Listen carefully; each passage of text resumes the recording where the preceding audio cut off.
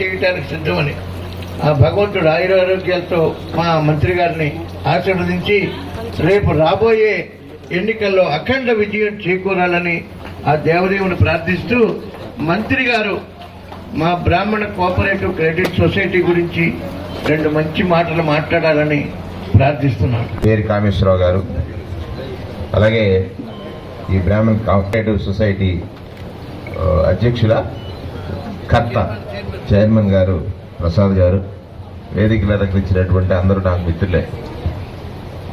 అందరికీ ప్రణమిల్లుతూ సరస్వతి స్వరూపులైనటువంటి వారికి లక్ష్మీ కటాక్షం కోసం ఒక నిధిని ఏర్పాటు చేసుకున్నారు. అంటే సరస్వతి వారి స్వరూపంగా వారి 4 మీద ఇప్పుడే చెప్పారు కదా వేద విధులు వేదోచ్చారణ చేసినప్పుడు. అలాగే లక్ష్మీదేవి సరస్వతి కలిసి ఉంటేనే సమాజంలో అందరికీ అదే సగౌరవాన్ని మనం పొందగలుగుతాం. ఏది అధికమైనా కూడా అది శివకేశవుల అభేదులు అన్నట్టుగా శివస్య మనః విష్ణు శివస్య మనః విష్ణు విష్ణుస్య మనః శివ. అటువంటి వారు అమ్మలు కూడా అభేదులే. సరస్వతి వల్ల లక్ష్మీదేవి లభిస్తుంది, లక్ష్మీదేవి అధికంగా ఉంటే సరస్వతీదేవి చేరుతుంది. అంటే డబ్బు ఉన్నవాడే బాగా చదువుకుంటున్నాడు కదా, డబ్బు లేనివాడు చదవలేకపోతున్నాడు కదా. అలాగా ఈ బ్రహ్మజ్ఞానం అనేటువంటిది చాలా నిష్ఠతో కూడినటువంటిది. నిష్ఠ అంటే ఇప్పుడు మా కృష్ణమాచార్య గారికి ఇప్పుడే అడిగాను, గురుగారు నిష్ఠ అంటే ఒక క్రమశిక్షణతోటి మనం జీవించడం అని.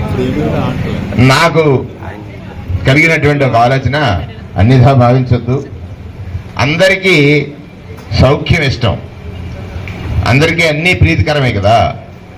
ఆ ప్రీతిని వదిలేసి, ప్రీతిని అంటే మనకి ఏది ఇష్టమైతే దాన్ని వదిలి ఉండటమే నిష్ఠ. తెల్లవారుజాముని లేచి చన్నీటి స్నానం చేయడం ఎవరికి ఇష్టం కాదు, వేడి నీళ్ళు ఉంటే బాగుండు అనుకుంటారు. కానీ వేద పఠనం చేసేవారు ఖచ్చితంగా చన్నీటి స్నానమే చేయాలి కదా.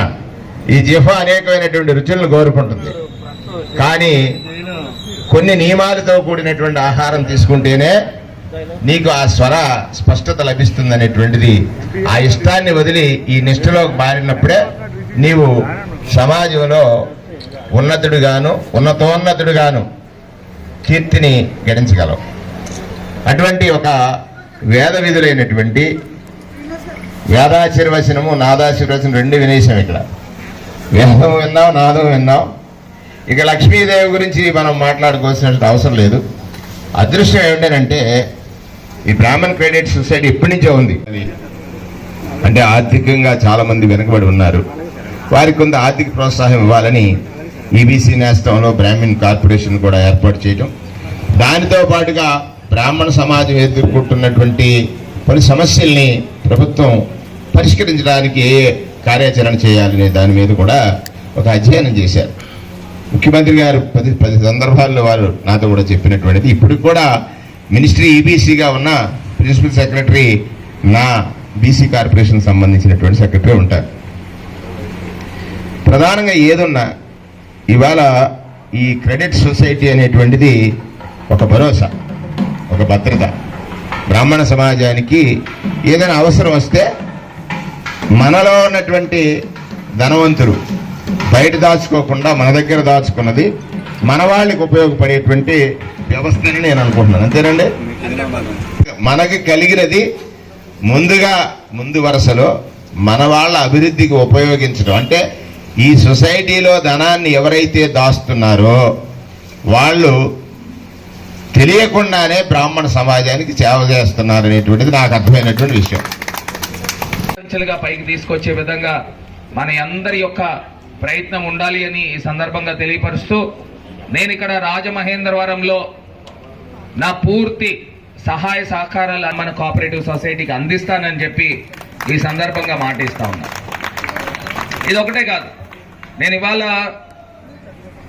మన రాజమహేంద్రవరంకి సంబంధించి రకరకాల కోఆపరేటివ్ సొసైటీస్ ఉన్నాయి. అటు ఇన్నిస్పేట కోఆపరేటివ్ సొసైటీ కానీ, బ్యాంకులు, అదేవిధంగా ఆర్యపురం కానీ, జాంపేట కానీ, ఇవన్నీ కూడా ఉన్నాయి. వీళ్ళందరి దగ్గర కూడా మంచి అడ్వాన్సెస్ కానీ, డిపాజిట్స్ కానీ ఇవన్నీ కూడా ఉంటాయి. వీరందరూ కూడా వివిధ బ్యాంక్స్లో ఈ యొక్క డిపాజిట్స్ దాస్తూ ఉంటారు. దీన్ని కూడా నేను అధికారుల దృష్టికి తీసుకుని వెళ్ళి దీనికి కూడా ఒక కొంత ఇన్ఫ్యూజ్ చేసే విధంగా, క్యాపిటల్ ఇన్ఫ్యూజ్ చేసే విధంగా నా యొక్క పూర్తి స్థాయి సహాయ సహకారాలు ఉంటాయని కూడా ఈ సందర్భంగా తెలియపరుస్తూ, మరి నేను ఒక్కటే చైర్మన్ గారు కానీ లేకపోతే అధికారులకు కానీ ఒకటే రిక్వెస్ట్ చేస్తున్నా, మీరు రాజమండ్రి వ్యాప్తంగా విస్తృతంగా మన సంఘాల దగ్గరికి వెళ్ళండి. సంఘాల దగ్గరికి వెళ్ళి నెల రోజుల్లో రాజమండ్రిలో తక్కువ జనాభా ఏం లేరు. బ్రాహ్మణులు దగ్గరగా 20,000 మంది జనాభా ఉన్నారు. వీరందరూ కూడా చాలా పెద్ద పెద్ద వాళ్ళు కూడా ఉన్నారు. వారందరి దగ్గరికి వెళ్ళి వాళ్ళు ఫిక్స్డ్ డిపాజిట్లు వివిధ బ్యాంకుల్లో ఉంటాయి. ఆ బ్యాంకులు ఇక్కడ డైవర్ట్ చేయండి. డైవర్ట్ చేస్తే మన సంఘం డెవలప్ అయితే మనం అందరం కూడా డెవలప్ అయినట్టే. సో దాన్ని దృష్టిలో ఉంచుకొని మీరు ఇప్పుడు ఏదైతే 32 కోట్లు మాత్రమే మీకు ఫిక్స్డ్ డిపాజిట్స్ ఉన్నాయో దాన్ని 100 కోట్లకి నెల రోజులకి టార్గెట్ పెట్టుకోండి. తయారు చేసే విధంగా ఖచ్చితంగా అవుతుంది. మనం అందరం కూడా ఇక్కడే పీకే రావు గారు ఉన్నారు. ఆయన రాజకీయాల్లో పండిపోయారు, తల కూడా పండిపోయింది. రాజకీయాల్లో పండిపోయారు కాబట్టి మీరు కూడా పూర్తి స్థాయి బాధ్యత రాజమండ్రి పైన పెట్టి, రాజమండ్రిలో చాలా పెద్దలు అందరూ ఉన్నారు కాబట్టి ఏం లేదు, స్టేట్ బ్యాంక్ లో 10 కోట్ల డిపాజిట్ ఉందనుకోండి, అది తీసుకొచ్చి ఇక్కడ మారిస్తే 42 కోట్లు అయిపోతుంది.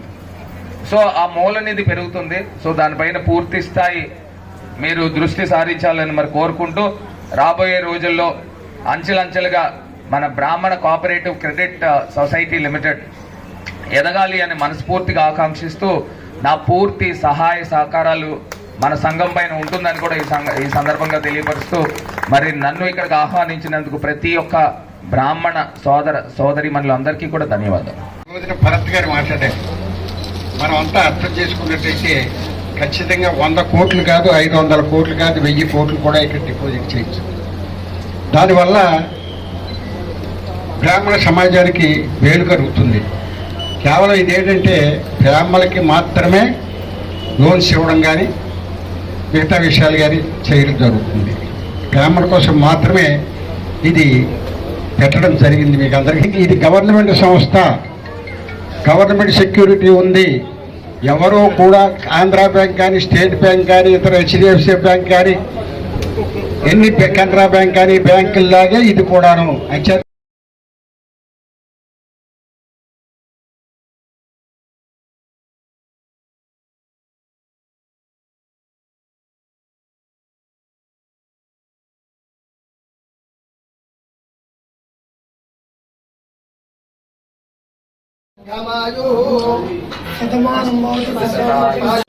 Andhra Pradesh Brahmana cooperative credit society limited 16వ బ్రాంచ్ మరి ఇవాళ ఇనాగ్రేషన్ చేయడం జరిగింది.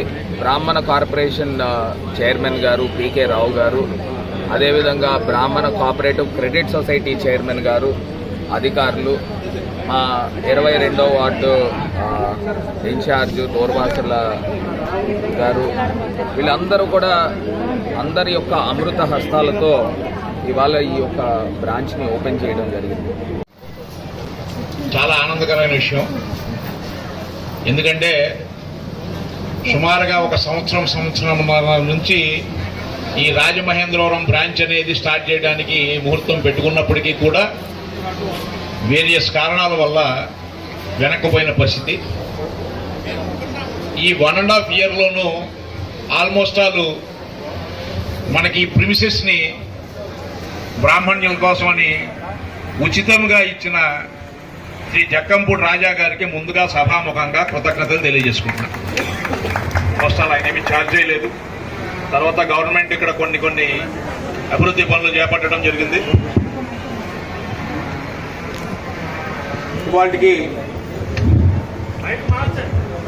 ఇవాళకి కార్యక్రమాలన్నీ పూర్తి చేసుకొని ఇప్పటికే 15 బ్రాంచీలతో నడుస్తున్న Andhra Pradesh Brahmana cooperative credit society ఉమ్మడి తూర్పుగోదావరి జిల్లాలో బ్రాహ్మణులకు సంబంధించి అత్యంత ముఖ్య పట్టణమైన రాజమహేంద్రవరంలో ఎందుకంటే గురజాడ వారు, కందుకూరి వారు ఇట్లాంటి పెద్దలు ఎందరో నడయాడిన నేలలో మనం బ్రాహ్మణ కోఆపరేటివ్ క్రెడిట్ సొసైటీ స్టార్ట్ చేసుకోవటము, దాంట్లో నాకు కూడా కొంత పాత్ర ఉండటం నాకు చాలా ఆనందాన్ని ఇస్తుంది.